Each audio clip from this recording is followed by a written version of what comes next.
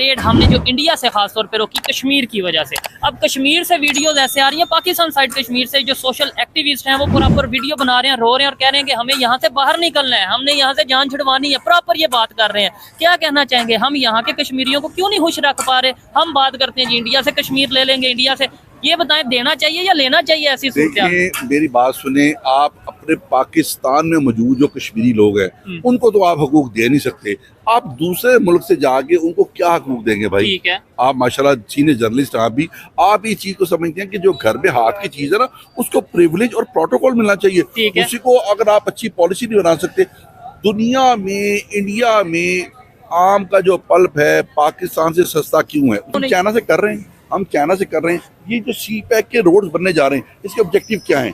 उनकी चीजें इसी रोड पे चल के नेपाल तक अगर पहुंचेंगी तो हमें इसमें क्या एतराज है कि हम इंडिया के साथ करें? इंडिया हमारा करीबी तरीन मुल्क है। देखें, नफ्सियाती और जज्बाती झगड़े हम साइड पे कर दें। देखिए, हकीकत पसंदी की तरफ आए। पाकिस्तान की आबादी बहुत बढ़ती जा रही है, इंडिया की आबादी बहुत बढ़ चुकी है, दुनिया की नंबर 1 आबादी हो चुकी है, तकरीबन दूसरे नंबर पे है क्योंकि चाइना पहले। तो ये भी मसला ना, वो ईमानदारी और खरीदना नहीं चाहती इस वजह से। पाकिस्तान किसी भी चीज पर लिखा जाता है नहीं अगले लेते हैं, कहते हैं कि नहीं हमारे बाहर से लेंगे, ब्रांड पाकिस्तान वाले भी नहीं लेंगे। अब हर चीज बाहर बंद नहीं होगी हमारी, आगे हमारी सब्जियां जाती थी, हर चीज जाती थी। वो कहते हैं कि हम हर जगह से खाने खाते हैं, हमें कुछ नहीं होता। यहाँ पाकिस्तान से खाते हैं, हमारा मैदा खराब हो जाता है, हमारा पेट खराब हो जाता है। क्यों होता है? हम खुद कर रहे हैं। अभी आपने जिंदगी में सोचा था कि 7 से 9 रुपए का किलो आटा, 145 रुपए, 150 रुपए, 15 से 20 रुपए किलो वाली दाल 477 रुपए। आप देखें 170 रुपए लीटर वाला ऑयल और आज वो तकरीबन 670 रुपए मिल रहा है। ये इस गवर्नमेंट ये भी मजीद बढ़ना है। उनके बहुत से ऐसे स्टांस हैं, वो ये कहते हैं पहले क्रॉस बॉर्डर टेररिज्म को आप खत्म करें, वो कहते हैं पहले अपने यहाँ पे तो कर लें ना, तो कर लें। आप क्रॉस बॉर्डर टेररिज्म को आप इक्वलाइज कर लें, ऑर्गेनाइज कर लें। हमारी बेहतरीन फौज है, उनकी बेहतरीन फौज है, आपस में बैठ के एक कॉम्प्रोमाइज कर लें, कॉम्प्रोमाइज कर लें। वो इस हदूद से आगे नहीं जाएंगे, वो इस हदूद से आगे नहीं जाएंगे। हमारा 63% जो एक बजट का हिस्सा हमारी फौज पे लग रहा है, उनका भी लग रहा है। ये 63 से 43% आ जाए और 20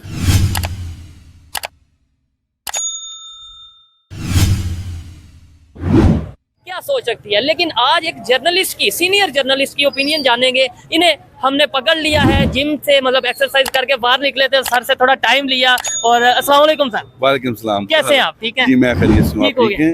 अल्हम्दुलिल्लाह मैं भी ठीक। सर आज मैं सीधे सीधे आपसे क्वेश्चन करने हैं और मैं जानता हूँ आप भी उसके खड़ाक के जवाब देते हैं। अच्छा, सबसे पहले तो ये बताएं, पाकिस्तान की गवर्नमेंट इस टाइम ये चाह रही है इंडिया के साथ ट्रेड हो जाए, इंडिया इंटरेस्टेड नहीं नजर आ रहा। क्या कहना चाहेंगे जिस कॉज की वजह से, कश्मीर की वजह से ट्रेड बंद की गई, क्या कश्मीर हम दे चुके हैं या दे देना चाहिए? तो भाई ट्रेड पॉलिसी चेंज कर लें। ठीक है, ट्रेड पॉलिसी को सॉफ्ट कर लें, ट्रेड पॉलिसी को माइल्ड कर लें। जब आपके पूरे पाकिस्तान से 78% एग्रीकल्चर लैंड खत्म हो जाएगा, सैलाब आ जाएंगे, तबाहकारी हो जाएगी, फिर भी तो आपको अपनी देखिए अपनी पॉलिसी चेंज करनी है। तो कल का करना है, आज करने, आज बच जाए।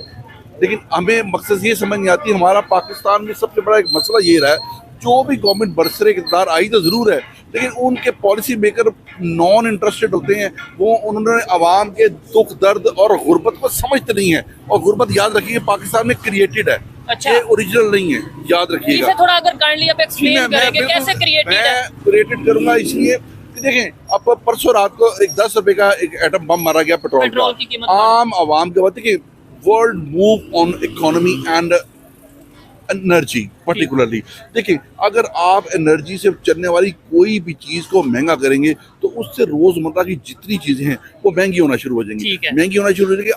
आप देख लें कि आप एक सीधी सी मिसाल बताता हूँ, सीधी मिसाल कि एक ट्रैक्टर में डीजल डलवाते हैं या एक गाड़ी में पेट्रोल डलवाते हैं, तो वो गाड़ी खाने पीने की सब्जी का सामान या चावल अब गांव से शहर की तरफ लेके जाती है, तो वो ऑब्वियसली बड़ा किराया महंगा करेगी। किराया महंगा करेगी तो आम आवाम को जो चावल 370 रुपए मिल रहा था वो 400 रुपए मिलना शुरू हो जाएगा। और तो और ये देखिए, इस्लामी जमहूरिया पाकिस्तान या हम कितना अच्छा दर्द दिल रखने वाले मुसलमान हैं। 160 रुपए किलो वाला दूध माह सयाम में पूरी दुनिया में चीजें सस्ती हो जाती हैं, यहाँ 220 रुपए तक वो बिक रहा है। 220 रुपए इंतजामिया सो रही है। इस गवर्नमेंट को मैं वेलकम करता हूं, लेकिन याद रखिएगा इन इस गवर्नमेंट ने अगर ब्यूरोक्रेसी को नकेल ना डाली और इंतजामिया से अच्छे काम ना लिए तो याद रखिएगा इनके ऊपर भी ये फेल का लेवल लग जाए। ठीक है सर, ट्रेड की बात कर रहे थे, इकोनॉमी की भी बात कर रहे थे। ट्रेड हमने जो इंडिया से खासतौर पे रोकी कश्मीर की वजह से। अब कश्मीर से वीडियोस ऐसे आ रही हैं, पाकिस्तान साइड कश्मीर से जो सोशल एक्टिविस्ट हैं वो प्रॉपर वीडियो बना रहे हैं, रो रहे हैं और कह रहे हैं कि हमें यहाँ से बाहर निकलना है, हमने यहाँ से जान छुड़वानी है, प्रॉपर ये बात कर रहे हैं। क्या कहना चाहेंगे, हम यहाँ के कश्मीरियों को क्यों नहीं खुश रख पा रहे? हम बात करते हैं जी इंडिया से कश्मीर ले लेंगे, इंडिया से, ये बताएं देना चाहिए या लेना चाहिए ऐसी सूरत? मेरी बात सुने, आप अपने पाकिस्तान में मौजूद जो कश्मीरी लोग हैं उनको तो आप हकूक दे नहीं सकते, आप दूसरे मुल्क से जाके उनको क्या हकूक देंगे भाई? ठीक है, आप माशाल्लाह सीनियर जर्नलिस्ट आप इस चीज को समझते हैं कि जो घर में हाथ की चीज है ना उसको प्रिविलेज और प्रोटोकॉल मिलना चाहिए। उसी को अगर आप अच्छी पॉलिसी नहीं बना सकते, दुनिया में इंडिया में आम का जो पल्प है पाकिस्तान से सस्ता क्यों है, उसकी खास वजह बताता हूँ। देखिए वो पूरी दुनिया को एक्सपोर्ट करता है, उसका परिवार का चावल पूरी दुनिया में एक्सपोर्ट होता है। हमारे एक्सपोर्ट के ऑर्डर ड्रॉप क्यों हो रहे हैं? सिर्फ इसी वजह से ड्रॉप हो रहे हैं कि हमारे चावल महंगे हैं,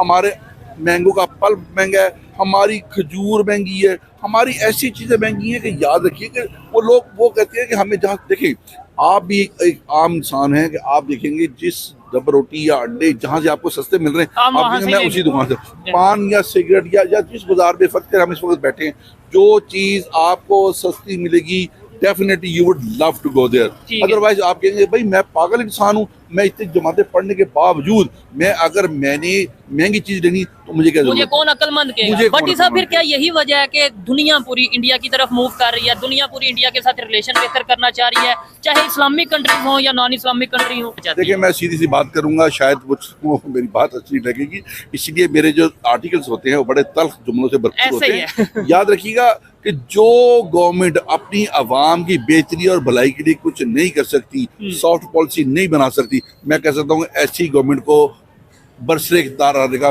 कोई हक हासिल नहीं है। ठीक है, जो दर्द दिल रखती है, जज्बा रखती है, यहाँ जहाँ आप MPA क्या बने हैं, आपने गाड़ी को काले शीशे लगा दिए, काले वर्के लगा दिए, और इंस्पेक्टरों को जो ड्यूटी कर रहे हैं, देखिए उस रोड से काले शीशों के अंदर बाटापुर की तरफ से रोजाना की बेस पे आपको पता स्मगलिंग होती है। अगर किसी इंस्पेक्टर ने चेक कर ही लिया तो DIG ने उसको नोटिस दे दिया कि जनाब आप मुअत्तल हैं।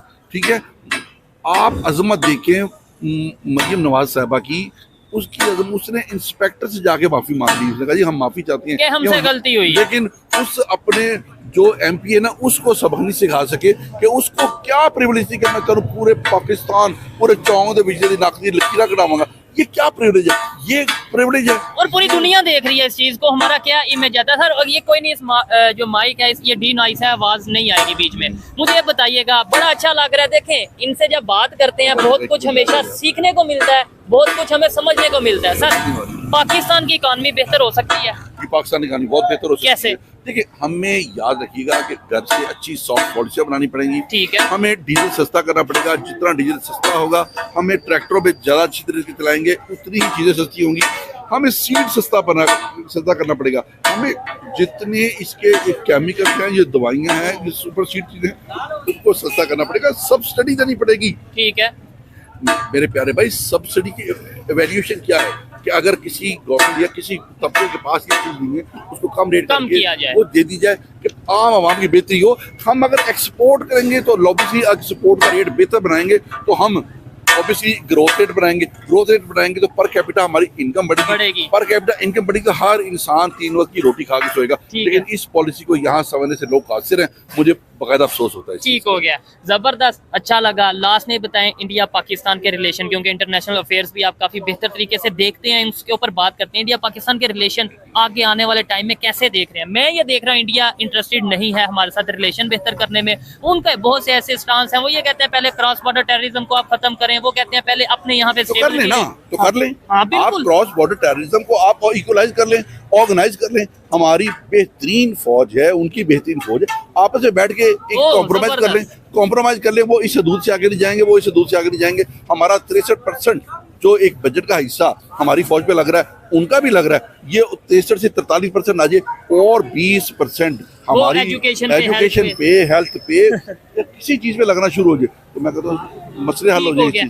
मैं कहता हूँ इंडिया पाकिस्तान तो दूर, अब हम अफगानिस्तान के साथ लड़ते नजर आ रहे हैं, वो तो है भी इस्लामिक कंट्री है। देखिए अफगानिस्तान की बात ना करें, उससे तो खैर अमेरिका नहीं लड़ सका। अच्छा।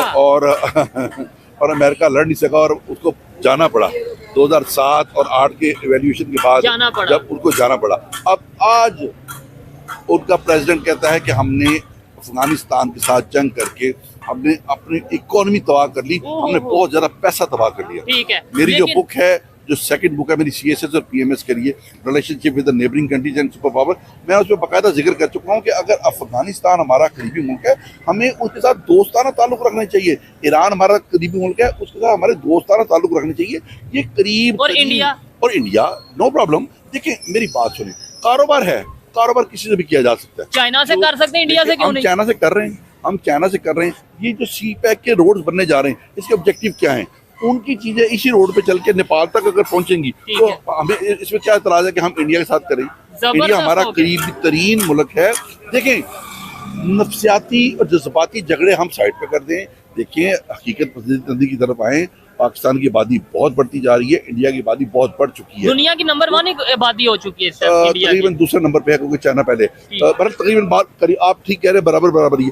इनको चाहिए कि आपस में बैठ के ऐसी अच्छी पॉलिसियां रोशनास कराएं जिससे आम इंसान की जिंदगी को फायदा पहुंचे। सर इकोनॉमी इंडिया की कैसे ग्रो कर गई? वहाँ पे भी यही मसाइल थे स्टार्ट में, वहाँ पे भी एजुकेशन या इस तरह की करप्शन या बहुत सी चीजें देखने को मिलती थी। अचानक हम देख रहे हैं, हमें रोज खबर मिलती है जी इंडिया दुनिया की 5वीं बड़ी इकोनॉमी। कभी खबर मिलती है कि इंडिया ने जो सा रिकॉर्ड बना दिया एक्सपोर्ट में अपना, खासतौर पे डिफेंस इक्विपमेंट्स के हवाले से। कभी हम सुनते हैं कि जो सा US इंडिया के साथ रिलेशन बेहतर, चाइना इंडिया के साथ जो सा ट्रेड कर रहा है, रशिया ट्रेड कर रहा है। क्या वजह? बड़ी सुपर पावर्स इस टाइम इंडिया की पॉकेट में नजर आ रही है। देखिए ये गलत है या ठीक है? बिल्कुल सही बात, सीधी सी बात है कि आप एक्सपोर्ट करेंगे तो पेपर्स के थ्रू करेंगे, पेपर डॉक्यूमेंटेड टैक्स ओरिएंटेड काम करेंगे तो आपको एक बकायदा हिस्सा गवर्नमेंट को टैक्स देना पड़ेगा। अगर आप इस तरह करते हैं तो बहुत अच्छा तरीका है।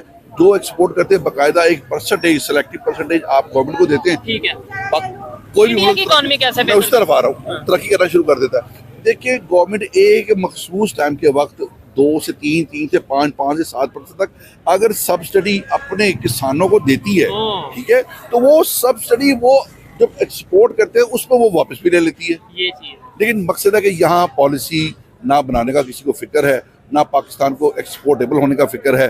अब आम पान वाली दुकान, ये ठेलों के ऊपर अगर ये लग गया है, टैक्स लग गया है कि 12,000 से 15,000, 15 से 50,000 तक का, आम दुकानों पर भी टैक्स लगाएंगे। देखिए पहले भी दुकानदार मनमानी करते थे, अब अपनी मनमानी करेंगे। इंतजामिया है वो गैर कहते हैं संजीदा, कोई मैनेजमेंट नहीं है, सिस्टम। देखिए नहीं, मैनेजमेंट जरूर है लेकिन उसकी एक्टिवेशन नहीं है, ना जांच है, ना पड़ताल है, ना अकाउंटेबिलिटी है। किसी मंडी में जाके कोई रेट ऑब्जर्व नहीं करता, आम दुकान को कोई नहीं देखता कि वो एक चीज कितने की बेच रहा है। एक मन चाहे रेट है, जिसकी लाठी है उसकी बेस है। मैं समझता हूँ कि अगर ये SHOs के लेवल पे, एरियाज के लेवल पे कमेटीज बना दी जाए तो मैं समझता हूँ कि उसको कमेटी ऑब्जर्व करती रहे, ऑब्जर्व करके इनको पड़ताल करे तो मैं समझता बहुत बेहतरी आ सकती है। सर पंजाब यहाँ पे भी है, पंजाब बॉर्डर के उस साइड पे भी है, एग्रीकल्चर कंट्री हम खुद को कहते हैं, वहाँ पे भी एग्रीकल्चर के हवाले से बहुत वर्क हो रहा है।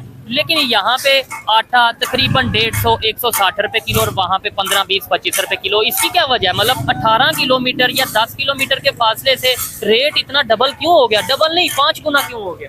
अब देखिए आटे का शायद बहुत बेहतर आप समझते हैं, आटे का कोटा सिस्टम होता है। जब यहाँ कोटा सिस्टम की डेवलपमेंट होती है, जितना अगर उसका मिसाल के तौर पे उसका 100 रुपये का रेट है, उसका एक्सपोर्ट रेट मिलता है। लोरालाई का जो लोरालाई मिसाल है, बलोचिस्तान में एक जगह है, लोरालाई की जगह अगर वहाँ बनाई जाती है, ये एक मिल बनाई जाती है आटे की मिल, वहाँ से उसका कोटा डायरेक्ट उसको एक्सपोर्ट किया जाता है अफगानिस्तान को। वहाँ रेट मिलता है 300, 350। वहाँ चुप चुपीते रातों रात ट्रकों के जरिए आटा स्मगल हो जाता है। उसे एक्सपोर्ट कह लें, सेमी एक्सपोर्ट कह लें, या जितने वो पहाड़ों के ऊपर बैठे हैं ना जरगा सिस्टम वाले, वो अपना टैक्स लेते हैं, आपकी चीज को वो ट्रांजिट कर देते हैं। मकसद है कि ये सिस्टम अगर ऐसे चलते रहे, पाकिस्तान की चीज बन के अफगानिस्तान जाती रही और आम आवाम को नहीं मिलेगी, तो देखिए कभी आपने जिंदगी में सोचा था कि 7 से 9 रुपए का किलो आटा 145 रुपए, 150 रुपए, 15 से 20 रुपए किलो वाली दाल 477 रुपए। आप देखें 170 रुपए लीटर वाला ऑयल और आज वो तकरीबन 670 रुपए मिल रहा है।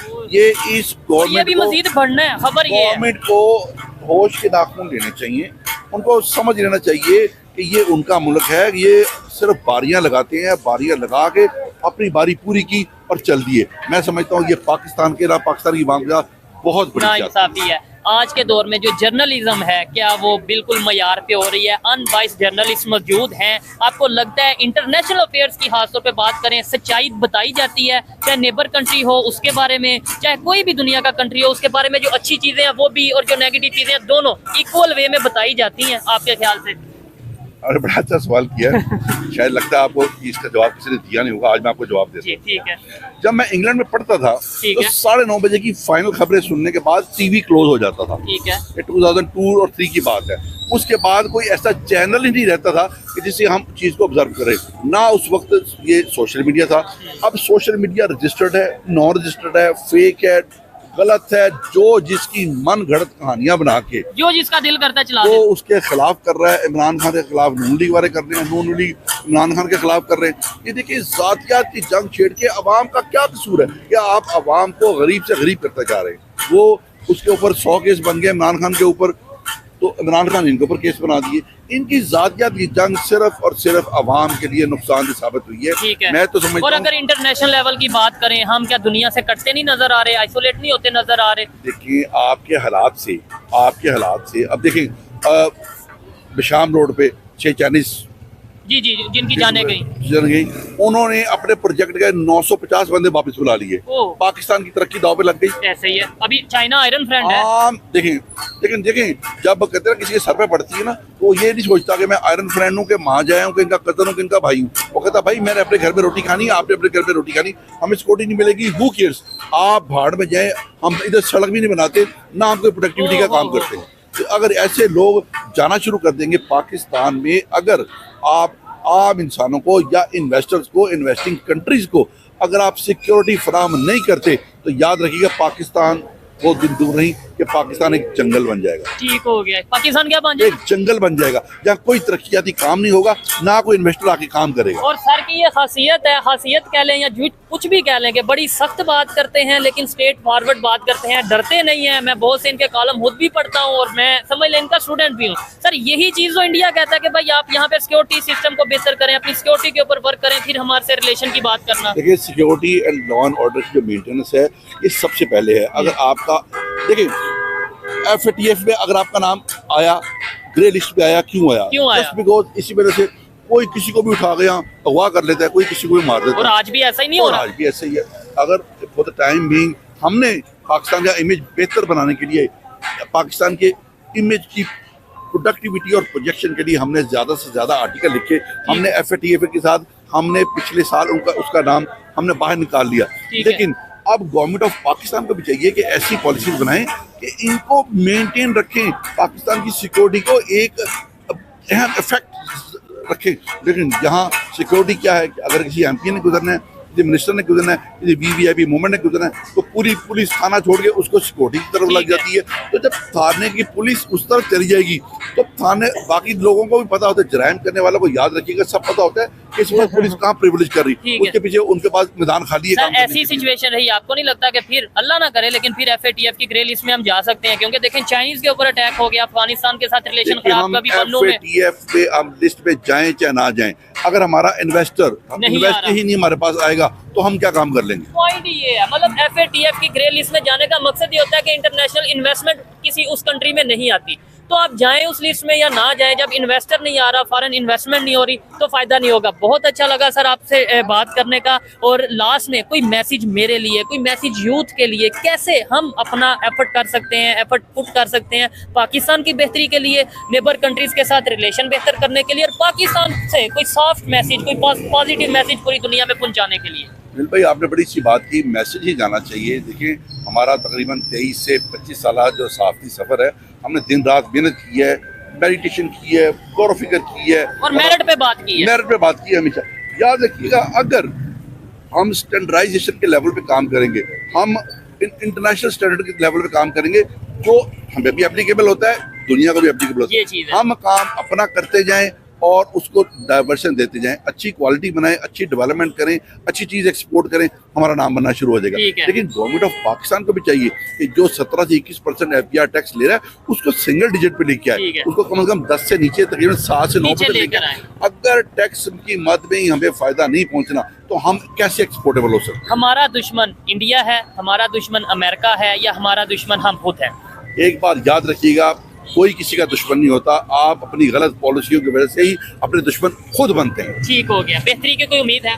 बेहतरी हमेशा बेहतरी का कहते हैं ना कि sky is the only limit. आपके पास एक एवरेज है काम करने की, हम लोग मेहनत करेंगे, दयानतदारी के साथ करेंगे, ना सिर्फ सियासतदान दयानतदारी के साथ पॉलिसियों की इम्प्लीमेंटेशन कराएंगे तो पाकिस्तान की तरक्की को कोई नहीं रोक सकता। तो हम फिर ये क्यों कहते हैं कि जो कुछ पाकिस्तान में करवा रहा है वो अमेरिका करवा रहा है, वो इसराइल करवा रहा है, पाकिस्तान की इवन जो पॉलिटिक्स है वो के पास टाइम नहीं है, याद रखिएगा। अच्छा, के पास टाइम नहीं है। हम तो कहते हैं पूरी दुनिया मिलकर पाकिस्तान के अगेंस्ट साजिश कर रही है, क्योंकि पाकिस्तान एक एटॉमिक पावर है, तो वाहिद इस्लामिक पावर है, एटॉमिक पावर है, तो इस वजह से पूरी दुनिया, पूरे नॉन मुस्लिम पाकिस्तान के अगेंस्ट है। इसका मतलब है कि अमेरिका भी इंडिया के साथ दोस्ती पर क्यों है, ये बताएं मुझे। नहीं, उसमें लॉजिक ये बताते हैं ना कि भाई इंडिया से इसलिए दोस्ती है, दोनों काफिर हैं, दोनों नॉन मुस्लिम हैं, जो हमें बताया जाता है। 6 काफिर हैं। अच्छा, फिर उन्होंने कलमा नहीं पढ़ा तो वो तो मिलावट ही करते, वो तो एक पैसे के मुताबिक एक अच्छी प्रोडक्टिविटी की मेरिट पे चीज देते हैं। यहाँ मैं पहले भी बता चुका हूँ कि रमजान आता है, लोग पूरी दुनिया में चीजें सस्ती होती हैं, यहाँ महंगी होनी शुरू हो जाती है। मुझे इस्लाम जमहूरिया पाकिस्तान इसको कहते हुए तरफ अफसोस होता है। ठीक हो गया जी सर, बहुत शुक्रिया, अच्छा लगा आपसे बात करके। दिल तो कह रहा है मजीद बात की जाए, बहुत से सवाल पूछे जाए, क्योंकि फिर इन्होंने कभी हाथ बहुत लेट लगना आता है, बहुत कम टाइम देते हैं, लेकिन फिर भी डेफिनेटली उनकी कॉल्स भी आ रही हैं। आइए मजीद किसी से बात करते हैं। बहुत शुक्रिया। अस्सलाम वालेकुम। वालेकुम सलाम। आपका नाम? सैयद अब्बास। और आपका नाम? क्या करते हैं भाई? मैं इधर एज अ सुपरवाइजर रेस्टोरेंट। ठीक हो गया। सुपरवाइजर आप? मैं शेफ। ठीक है। जिस टॉपिक पे वीडियो रिकॉर्ड कर रहे हैं वो सवाल एग्जैक्ट जो न्यूज़ है वो मैं आपको बताऊंगा, लेकिन सबसे पहले मुझे बताएं मेड इन पाकिस्तान क्यों, क्या आप एक उसे जो सा वो दोबारा कर। ओके, अस्सलाम वालेकुम। वालेकुम सलाम। आपका नाम? सैयद अब्बास। आपका नाम? मेरा नाम मोहम्मद रज़वान। क्या करते हैं आप? मैं इधर लाहौर में ही होता हूँ, अपना काम करता हूँ। अपना जॉब या बिजनेस करते हैं? ठीक हो गया। अच्छा, जिस टॉपिक पे जिस न्यूज़ पे हम वीडियो बना रहे हैं वो बाद में बताएंगे। सबसे पहले ये बताएं मेड इन पाकिस्तान को कितना प्रेफर करते हैं, कितना प्रमोट करते हैं? दरअसल बात ये है ना कि अब जो पाकिस्तान के प्रोजेक्ट हैं वो तो अभी कितने ज्यादा यूज भी नहीं हो रहे। हमारे साथ ज्यादा होती है कि ब्रांड पे हम जाए, ब्रांड से ले, वो नहीं देखना कि इंटरनेशनल ब्रांड यहाँ पे इतना नहीं चल रहा। हमारी यही कोशिश होती है कि अब निचला तबका भी है ना, वो भी यही चाहता है कि यार हम अच्छी ब्रांड से लें। ठीक है। तो अगर हम किसी भी चीज की बात करें, ज्यादातर हम चाइना से चीजें इंपोर्ट कर रहे हैं। शायद पता हो कि ज्यादा चाइना से चीजें आ रही हैं, बांग्लादेश बना रहा है, इंडिया बना रहा है, पाकिस्तान में इतना नहीं वर्क हो रहा। आपने बोला कौन से 3 कंट्री बोले? बांग्लादेश हो गया, चाइना हो गया, इंडिया हो गया, कर रहे हैं। ठीक है। इंडिया के हवाले से खबर है कि 21,000 करोड़ की उन्होंने डिफेंस इक्विपमेंट इस साल में एक्सपोर्ट की है, जो कि उनके हिस्ट्री का सबसे बड़ा मतलब यह है कि ये साल रहा है एक्सपोर्ट के हवाले से। क्या कहना चाहेंगे? वो इतनी ज्यादा, वो भी डिफेंस इक्विपमेंट को एक्सपोर्ट कर रहा है, यानी इसका सर ये भी मसला ना, हमारी ईमानदारी भी है। इस सिलसिले में हमारी ईमानदारी कोई नहीं आती है कि हम हर चीज में 2 नंबरी कर रहे हैं, तो ये भी मसला ना, वो ईमानदारी और खरीदना नहीं चाहती इस वजह से। पाकिस्तान किसी भी चीज पर लिखा जाता है नहीं अगले लेते, कहते हैं कि नहीं हमारे बाहर से लेंगे, ब्रांड पाकिस्तान वाले भी नहीं लेंगे। अब हर चीज बाहर बंद नहीं होगी हमारी। आगे हमारी सब्जियां जाती थी, हर चीज जाती थी।